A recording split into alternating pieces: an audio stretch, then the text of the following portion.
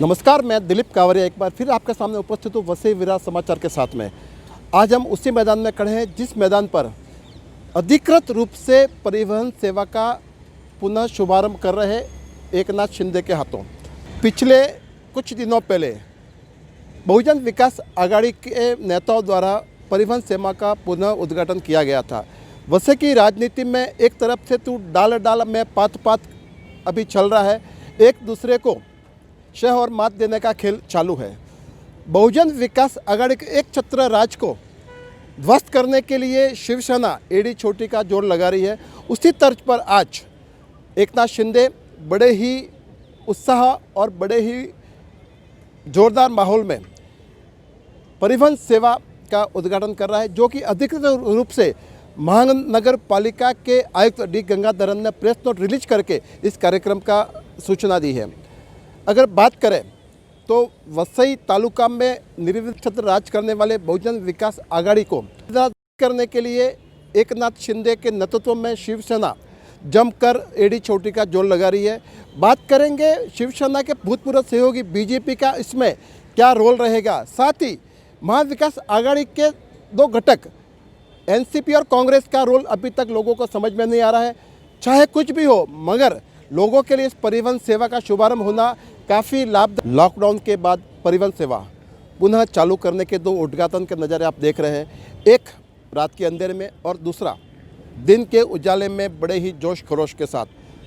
कुछ भी हो, जनता के हित में चाहे कोई भी पार्टी दावा करे, ये जनता के हित की बात है। भाजपा भी सोशल मीडिया के माध्यम से दावा करे कि हमने आंदोलन किया था, उसका परिणाम है।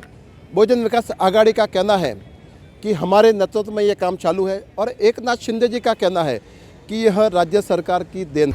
वसई विरार महापालिकेच्या माध्यमातून परिवहन सेवा लोकार्पण सोहळ्याला उपस्थित खासदार राजेंद्रजी गावित, आमदार रवींद्रजी पाठक, आमदार श्रीनिवास वनगा, जिल्हाधिकारी डॉक्टर माणिक गुरसळ,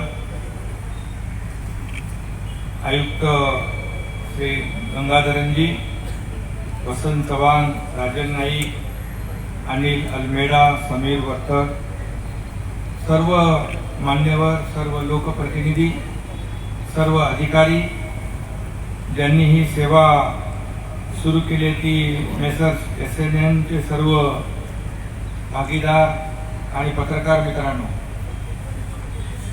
आज खऱ्या अर्थाने गेल्या अनेक वर्षापासूनचा हा एक ज्वलंत विषय लोकांच्या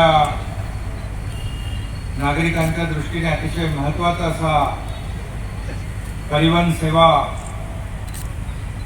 हा सगळ्यांनाच एक गरज असलेला विषय आणि आज या ठिकाणी परिवहन सेवेचा लोकार्पण सोहळा करत असताना मला एक समाधान आणि आनंदही होतोय आणि प्रवाशांना एक चांगली सेवा या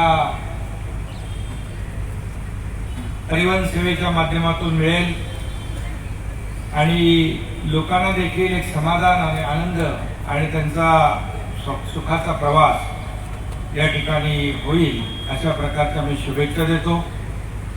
टप्प्याटप्प्याने 43 मार्गावर ही बस सेवा सुरू होईल। मला वाटतं 150 बसेसचं आपलं संपूर्ण टार्गेट आहे आणि या परिवहन सेवेच्या ताफ्यामध्ये टप्प्याटप्प्याने बसेस दाखल होतील आणि सर्व वसई विरार महापालिकेतल्या नागरिकांना याचा एक लाभ होईल। गेले 8-9 महिने आपण सगळेच जण या कोविडच्या संकटाशी मुकाबला देतोय, मुकाबला करतोय। खरं म्हणजे हा अनपेक्षितपणे आलेला हा कोविडचा जो काही प्रादुर्भाव आहे हा गेले 8-10 महिने आपण अनुभवतोय। सुरुवातीच्या काळात अतिशय परिस्थिती भयानक होती आणि लॉकडाऊनमुळे सुरुवातीची परिस्थिती आणि सुरुवातीला जे काही कोविडचे रुग्ण ज्या मोठ्या संख्येने संक्रमित होत होते त्यांची व्यवस्था, हे सगळंच अतिशय जिकिरीचं काम होतं. परंतु त्या ठिकाणी आयुक्त म्हणून गंगाधरनजींनी अतिशय चांगलं काम लोकप्रतिनिधींना विश्वासात घेऊन केलं. माझ्या नेहमी ते संपर्कात होते. सुरुवातीच्या काळामध्ये आपले जिल्हाधिकारी कैलास शिंदे होते आणि त्यावेळेस आपण जे रिलीफ कॅम्प करत होतो, हजारोंच्या संख्येने, जवळपास 50-60 हजारापेक्षा जास्तीचे, त्याहीपेक्षा जास्ती लोक आपल्या कॅम्पमध्ये होते. आणि मग एवढ्या लोकांना भोजनाची व्यवस्था सुरुवातीच्या काळामध्ये सगळंच कठीण काम होतं. परंतु या भागातल्या अनेक लोकांनी पुढे येऊन सहकार्याचा हात दिला, प्रशासनाला मदत केली आणि त्यावेळेस आपलं हे जे काही संकट होतं ते कमी करण्यास त्यांचा हातभार लागला. त्या सगळ्यांनाच खरं म्हणजे धन्यवाद द्यायला पाहिजे. अनेक कार्यकर्ते, अनेक आपले आरोग्य विभागाचे कर्मचारी, अधिकारी या कोविडच्या संकटामध्ये स्वतःचा जीव धोक्यात घालून काम करत होते. त्यांनाही कोविडची लागण झाली. काही लोक बरे झाले, मोठ्या प्रमाणावर लोक बरे झाले, परंतु काही लोकांचा दुर्दैवाने मृत्यू देखील झाला. त्यांना मगाशी खासदारांनी श्रद्धांजली वाहिलेली आहे. आणि अशा या परिस्थितीमध्ये अद्याप कोविडचं संकट गेलेलं नाही. आपण पाहतोय की युरोपामध्ये देखील पुन्हा नवीन स्ट्रेन आलाय आणि त्याचा देखील प्रादुर्भाव मोठ्या प्रमाणावर मध्ये पसरलाय. परंतु राज्याचे मुख्यमंत्री उद्धव ठाकरे साहेबांनी अतिशय नियोजनबद्ध आणि अगदी या आपल्या राज्यातलं कोविड प्रमाण कमी झालं पाहिजे यासाठी अतिशय चांगले निर्णय, किंबहुना म्हणजे लॉकडाऊनच्या काळात आणि त्यानंतर देखील अनलॉक करत असताना देखील टप्प्याटप्प्याने आपण निर्णय घेत होतो आणि आपल्या राज्याच्या निर्णयाचं अनुकरण इतरही राज्याने केलं. केंद्र सरकारने देखील ॲप्रिशिएशन केलं की महाराष्ट्र राज्यामध्ये मोठ्या प्रमाणामध्ये आपण कॉन्टॅक्ट ट्रेसिंग केलं, टेस्टिंग केलं, आपण सगळं ट्रान्सपरंट ठेवलं. सगळे आपण जे रुग्ण होते ते दाखवले आणि मोठ्या प्रमाणावर आपण या कोविडचा प्रादुर्भाव रोखण्यासाठी योग्य नियोजन केलं. म्हणूनच आज आपण कोविडवर नियंत्रण आणू शकलो. आज संख्या कमी होते आहे, परंतु अगदी शून्यावर येईपर्यंत आपल्या सगळ्यांची जबाबदारी आहे की काळजी घेण्याची आवश्यकता आहे. मास्क लावणं, सुरक्षित अंतर ठेवणं, हे जे काही नियम आहेत ते आपण पालन करण्याची आवश्यकता आहे. काही मध्ये जे काही सण येत आहे त्याच्यामध्ये गॅदरिंग होतं, एकत्र येतात लोक आणि त्यामुळे देखील नंबर्स वाढलेले आपण पाहतोय. त्यामुळे अद्याप कोविडसाठी आपण सतर्क राहण्याची आवश्यकता आहे, एवढीच आपल्याला मी विनंती करू इच्छितो.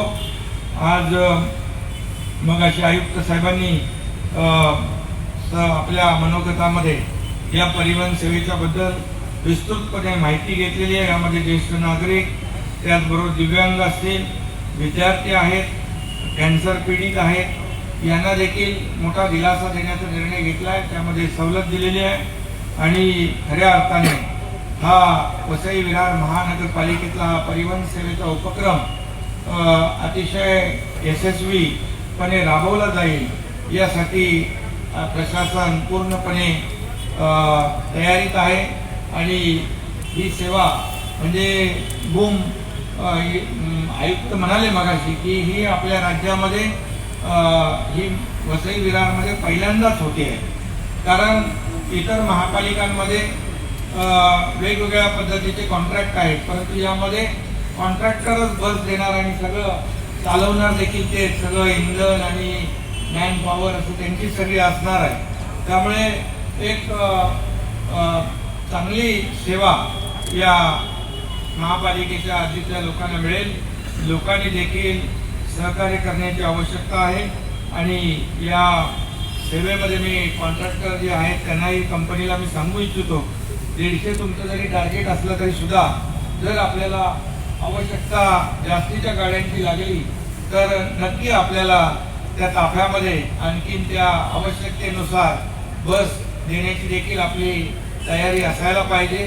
आपल्याला महापालिकेच्या वतीने आणि राज्य सरकारच्या वतीने नगरविकास मंत्री म्हणून आपल्याला मी ग्वाही देतो की आपल्याला जेव्हा जेव्हा जिथे जिथे सहकार्य लागेल ते पूर्णपणे महापालिका आणि राज्य सरकार देईल अशा प्रकारची खात्री देखील आपल्याला मी देऊ इच्छितो. या वसई विरार महापालिका क्षेत्रामध्ये इतरही काही कामं आपल्याला प्रलंबित असतील, काही पाईपलाईनमध्ये असतील, MMRDAच्या माध्यमातून देखील काही आपले प्रकल्प असतील तर नक्कीच ते देखील पूर्ण केले जातील. कारण MMRDA देखील माझ्याकडे नगरविकास विभागाकडे असल्यामुळे याचा फायदा आपल्या शहराला कसा होईल हे देखील आपण पाहू. कारण महापालिका सर्व ज्या आहेत त्या नगरपालिका, महापालिका, नगरपंचायती या सर्व नगरविकास विभागाच्या अंतर्गत येत असतात. त्यामुळे मी मगाशी आयुक्तांना सांगितलेलं आहे की आपले जे काही प्रश्न असतील ते आपण अगदी हक्काने आम्हाला सांगा. राज्य सरकार पूर्णपणे आणि मुख्यमंत्री महोदय देखील आपल्या या सर्व जे काही प्रलंबित प्रश्न आहेत ते सोडवण्यासाठी कटिबद्ध आहेत. पाण्याचा देखील एक विषय आपला जो 180 MLD जे वसई विरार महापालिकेला पाणी मिळणार आहे त्याचा डहाणूमध्ये वैती गावामध्ये जो काही प्रॉब्लेम होता तो देखील कलेक्टर आणि SP या दोन्ही लोकांनी प्रशासनाने तो सोडवलेला आहे.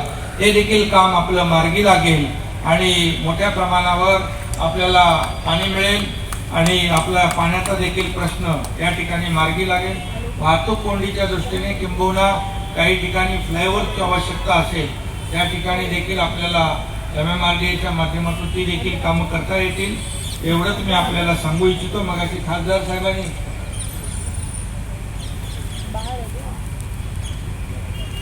आरोग्य विभागाच्या बद्दल काय झालं, रात्री उद्घाटन केलं. आपण दिवसा डोळ्या करतो सगळं जाहीरपणे, आपलं लपवाछपवी काय नसतं. लोकांमध्ये लोकांच्या सोयीचं जे आहे, लोकांना जे पाहिजे ते देण्याचं काम राज्य सरकार करते. मुख्यमंत्री महोदयांच्या मार्गदर्शनाखाली अतिशय चांगले निर्णय आपण राज्य सरकारने घेतले. कोविडचं संकट असताना देखील आपल्याला मी सांगू इच्छितो या राज्यातले शेतकरी जे आहेत त्यांना मदतीचा हात दिलेला आहे. 2 लाखापर्यंत कर्ज माफ केलं. त्याचबरोबर अतिवृष्टी चक्रीवादळ आलं त्यामध्ये 10,000 कोटीचं पॅकेज दिलं. इतरही जे काही प्रकल्प आपले पुढे सुरू होत आहेत ते प्रकल्प सुरू होते त्याला गती देण्याचं काम केलं. नागपूर मुंबई समृद्धी मार्ग जो हिंदुहृदय सम्राट बाळासाहेब ठाकरे समृद्धी मार्ग त्याला आपण चालना दिलेली आहे. त्याचबरोबर नगर विकास विभागाच्या माध्यमातून देखील आपण अनेक निर्णय घेतले. युनिफाईड जो काही DCR होता या राज्यामध्ये वेगवेगळ्या शहरांमध्ये वेगवेगळे निर्णय होते, वेगवेगळे नियम होते. जो तो आपल्या आपल्या परीने त्याचं नियमांचं इंटरप्रिटेशन करत होते आणि आपल्या सोयीनुसार निर्णय घेत होते. त्यामुळे अनेक अडचणी निर्माण झाल्या होत्या. त्यामुळे नगर विकास मंत्री झाल्यानंतर पहिलं प्राधान्य आपण युनिफाईड DCRला दिलं. त्यामुळे या राज्यामध्ये एक समान नियमावली असेल आणि त्यामुळे आपण काही मध्ये खूप फ्लेक्झिबल राहिलेलो आहोत आणि त्यामुळे या पुढे FSIचा गैरवापर होणार नाही. हाऊसिंग स्टॉक वाढेल. त्यामुळे जी घरं आहेत ती त्याच्या किमती देखील कंट्रोलमध्ये येतील, परवडतील अशा किमतीमध्ये लोकांना घरंही मिळतील. 150 मीटर म्हणजे 1500 स्क्वेअर फीटापर्यंत जे घर स्वतःला बांधायचं असेल राहण्यासाठी त्याला कुठल्याही परवानगीची आवश्यकता नाही. फक्त तुम्ही जी फी भराल तेच परवानगी. त्याचबरोबर 3000 स्क्वेअर फुटापर्यंत स्वतःचं घर असेल राहतं त्याला 10 दिवसामध्ये परवानगी देणं बंधनकारक केलेलं आहे. त्यामुळे परवानगी नाही मिळाली तर डीन सँक्शन म्हणून त्याला परवानगी ती लागू होईल. अशा प्रकारचे अनेक निर्णय मी त्या डिटेलमध्ये जात नाही. परंतु नगर विकास विभागाच्या माध्यमातून गेले अनेक वर्ष जे युनिफाईड DCRचं काम प्रलंबित होतं ते आपण मार्गी लावलेलं आहे आणि आज आपण या राज्यामध्ये एक समान नियमावली आपण लावलेली आहे. त्यामुळे यापुढे गैरवापर, FSI चोरी ह्या सगळ्या गोष्टीला आळा बसेल. सर्वसामान्य माणसाचं हित डोळ्यासमोर ठेवून आपण नगर विकास विभागाने अनेक निर्णय घेतलेले आहेत. त्यामुळे नक्की सर्वसामान्य माणसाला परवडतील अशा प्रकारची घरं उपलब्ध होतील.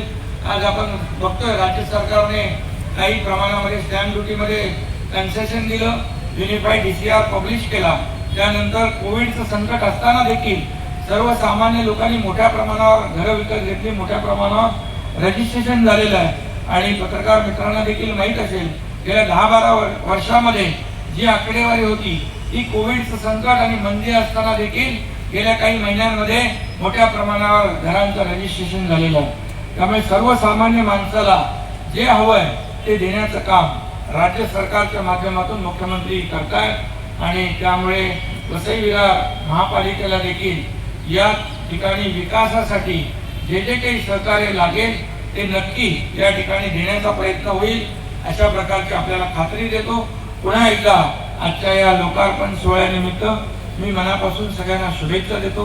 जे काही कंडक्टर ड्रायव्हर हे जे ह्या बस चालवणार आहेत त्यांनी देखील प्रवाशांना एक सुखकर प्रवास कसा होईल आणि कुठल्याही परिस्थितीमध्ये शून्य अपघात म्हणजे अशा प्रकारचं सेवा लोकांना कशी मिळेल, लोकांच्या कायद्याची सेवा ही कशी ठरेल हे कटाक्षाने आपण लक्ष द्या, एवढी सूचना आपल्याला करतो. धन्यवाद. जय हिंद, जय महाराष्ट्र.